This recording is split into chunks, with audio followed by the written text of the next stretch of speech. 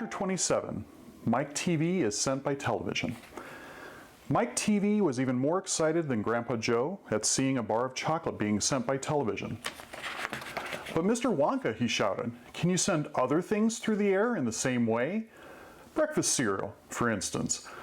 Oh, my sainted aunt, cried Mr. Wonka. Don't mention that disgusting stuff in front of me. Do you know what breakfast cereal is made of? It's made of all those little curly wooden shavings you find in pencil sharpeners. But could you send it by television if you wanted to, as you do chocolate? Asked Mike TV. Of course I could. But what about people? Asked Mike TV.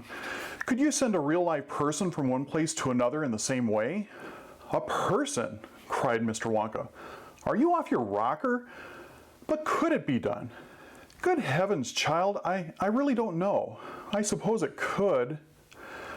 Yes, I'm pretty sure it could. Of course it could. I wouldn't like to risk it, though. It might have some very nasty results. But Mike TV was already off and running. The moment he heard Mr. Wonka saying, I'm pretty sure it could, of course it could, he turned away and started running as fast as he could towards the other end of the room where the great camera was standing. Look at me, he shouted as he ran. I'm going to be the first person in the world to be sent by television. No, no, no, no, cried Mr. Wonka. Mike, screamed Mrs. TV. Stop, come back, you'll be turned into a million tiny pieces. But there was no stopping Mike TV now. The crazy boy rushed on, and when he reached the enormous camera, he jumped straight for the switch, scattering Oompa Loompas right and left as he went. See you later, alligator, he shouted, and he pulled down the switch, and as he did so, he leaped out into the full glare of the mighty lens. There was a blinding flash. Then there was silence. Then Mrs. TV ran forward, but she stopped dead in the middle of the room, and she stood there. She stood staring at the place where her son had been, and her great red mouth opened wide, and she screamed, He's gone! He's gone! Great heavens, he has gone, shouted Mr. TV. Mr. Wonka hurried forward and placed his hand gently on Mrs. TV's shoulder. We shall have to hope for the best, he said. We must pray that your little boy will come out unharmed at the other end. Mike, screamed Mrs. TV, clasping her head in her hands. Where are you? I'll tell you where he is, said Mr. TV. He's whizzing around above our heads in a million tiny pieces. Don't talk about it, wailed Mrs. TV. We must watch the television set, said Mr. Wonka. He may come through at any moment. Mr. and Mrs. TV and Grandpa Joe and little Charlie and Mr. Wonka all gathered round the television and stared tensely at the screen. The screen was quite blank. He's taking a heck of a long time to come across, said Mr. TV, wiping his brow. Oh dear, said Mr. Wonka. I do hope that no part of him gets left behind. What on earth do you mean? Asked Mr. TV sharply. I don't wish to alarm you, said Mr. Wonka, but it does sometimes happen that only about half the little pieces find their way into the television set. It happened last week. I don't know why, but the results was that only half a bar of chocolate came through. Mrs. TV let out a scream of horror. You mean only half of Mike is coming back to us, she cried. Let's hope it's the top half, said Mr. TV. Hold everything, said Mr. Wonka. Watch the screen. Something's happening. The screen had suddenly begun to flicker. Then some wavy lines appeared. Mr. Wonka adjusted one of the knobs, and the wavy lines went away. And now, very slowly, the screen began to get brighter and brighter. Here he comes, yelled Mr. Wonka. Yes, that's him, all right. Is he all in one piece? Cried Mrs. TV. I'm not sure, said Mr. Wonka. It's too early to tell. Faintly at first, but becoming clearer and clearer every second, the picture of Mike TV appeared on the screen. He was standing up and waving at the audience and grinning from ear to ear. But he's a midget, shouted Mr. TV. Mike, cried Mrs. TV, are you all right? Are there any bits of you missing? Isn't he going to get any bigger? Shouted Mr. TV. Talk to me, Mike, cried Mrs. TV. Say something. Tell me you're all right. A tiny little voice, no louder than the squeaking of a mouse, came out of the television set. "Hi, Mom," it said. "Hi, Pop, look at me.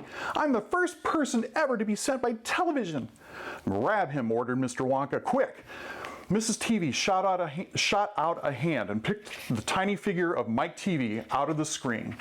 "Hooray!" cried Mr. Wonka. "He's all in one piece. He's completely unharmed." "You call that unharmed?" snapped Mrs. TV, peering at the little speck of a boy who was now running to and fro across the palm of her hand, waving his pistols in the air. He was certainly not more than an inch tall. "He's shrunk," said Mr. TV. "Of course he's shrunk," said Mr. Wonka. "What did you expect?" "This is terrible," wailed Mrs. TV. "What are we going to do?" And Mr. TV said, "We can't send him back to school like this. He'll get trod upon. He'll get squashed." "He won't be able to do anything," cried Mrs. TV. "Oh, yes, I will," squeaked the tiny little voice of Mike TV. "I'll be able to get to watch television." "Never again," shouted Mr. TV. "I'm throwing the television set right out the window the moment we get home. I've had enough of television." When he heard this, Mike TV flew into a terrible tantrum. He started jumping up and down on the palm of his mother's hand, screaming and yelling, and trying to bite her fingers. "I want to watch television," he squeaked. "I want to watch television. I want to watch television. I want to watch television." "Here, give him to me," said Mr. TV, and he took the tiny boy and shoved him into the breast pocket of his jacket and stuffed a handkerchief on top. Squeals and yells came from inside the pocket, and the pocket shook as the furious little prisoner fought to get out. "Oh, Mr. Wonka," wailed Mrs. TV, "how can we make him grow?" "Well," said Mr. Wonka, stroking his beard and gazing thoughtfully at the ceiling, "I must say that's a wee bit tricky. But small boys are extremely springy and elastic. They stretch like mad. So what we'll do, we'll put him in a special machine I have for testing the stretchiness of chewing gum. Maybe that will bring him back to what he was." "Oh, thank you," said Mrs. TV. "Don't mention it, dear lady." "How far do you think he'll stretch?" asked Mr. TV. "Maybe miles," said Mr. Wonka, "but who knows? But he's going to be awfully thin. Everything gets thinner when you stretch it." "You mean like chewing gum?" asked Mr. TV. "Exactly." "How thin will he be?" asked Mrs. TV anxiously. "I haven't the foggiest idea," said Mr. Wonka, "and it doesn't really matter anyway because we'll soon fatten him up again. All we'll have to do is give him a triple overdose of my wonderful super vitamin candy. Super vitamin candy contains huge amounts of vitamin A and vitamin B. It also contains vitamin C, vitamin D, vitamin E, vitamin F, vitamin G, vitamin I, vitamin J, vitamin K, vitamin L, vitamin M, vitamin N, vitamin O, vitamin P, vitamin Q, vitamin R, vitamin T, vitamin U, vitamin V, vitamin W, vitamin X, vitamin Y, and, believe it or not, vitamin Z. The only two vitamins it doesn't have in it are vitamin S because it makes you sick, and vitamin H because it makes you grow horns out of the top of your head like a bull. But it does have in it a very small amount of the rarest and most magical vitamin of them all, vitamin Wonka. "And what will that do for him?" asked Mr. TV anxiously. "It'll make his toes grow out until they're as long as his fingers." "Oh no," cried Mrs. TV. "Don't be silly," said Mr. Wonka. "It's most useful. He'll be able to play the piano with his feet." "But Mr. Wonka—" "No arguments, please," said Mr. Wonka. He turned away and clicked his fingers 3 times in the air, and Oompa Loompa appeared immediately and stood beside him. "Follow these orders," said Mr. Wonka, handing the Oompa Loompa a piece of paper on which he had written full instructions. "And you'll find the boy in his father's pocket. Off you go. Goodbye, Mr. TV." "Goodbye, Mrs. TV, and please don't look so worried. They all come out in the wash, you know, every one of them." At the end of the room, the Oompa Loompas around the giant camera were already beating their tiny drums and beginning to jog up and down to the rhythm. "There they go again," said Mr. Wonka. "I'm afraid you can't stop them singing." Little Charlie caught Grandpa Joe's hand, and the two of them stood beside Mr. Wonka in the middle of the long, bright room, listening to the Oompa Loompas. And this is what they sang. The most important thing we've learned, so far as children are concerned, is never, never, never let them near your television set. Or better still, just don't install the idiotic thing at all. In almost every house we've been, we've watched them gaping at the screen. They loll and slop and lounge about and stare until their eyes pop out. Last week in someone's place we saw a dozen eyeballs on the floor. They sit and stare and sit until they're hypnotized by it, until they're absolutely drunk with all that shocking, ghastly junk. Oh yes, we know it keeps them still. They don't climb out the windowsill. They never fight or kick or punch. They leave you free to cook the lunch and wash the dishes in the sink. But did you ever stop to think, to wonder just exactly what this does to your beloved tot? It rots the senses in the head. It kills imagination dead. It clogs and clutters up the mind. It makes a child so dull and blind, he can no longer understand a fantasy, a fairyland. His brain becomes as soft as cheese. His powers of thinking rust and freeze. He cannot think, he only sees. All right, you'll cry. All right, you'll say. But if we take the set away, what shall we do to entertain our darling children? Please explain.